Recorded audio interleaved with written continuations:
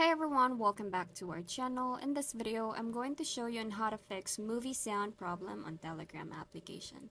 So first thing we're gonna do is just go ahead and go to your settings. From here, just tap on apps. So let's tap on this. So once you're here, just go to app management and then search for Telegram.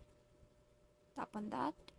So once you're here, just scroll down and go to storage usage. And in this page, you can see that there is clear cache, so we'll just tap on that one. And once done, just go ahead and go back to home.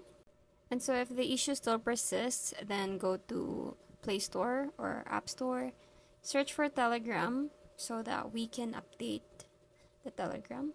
So if you see an update button here, you just have to tap on that to keep updated or to keep your application up to date. And that's basically it. It should help fix the issue, and that's it.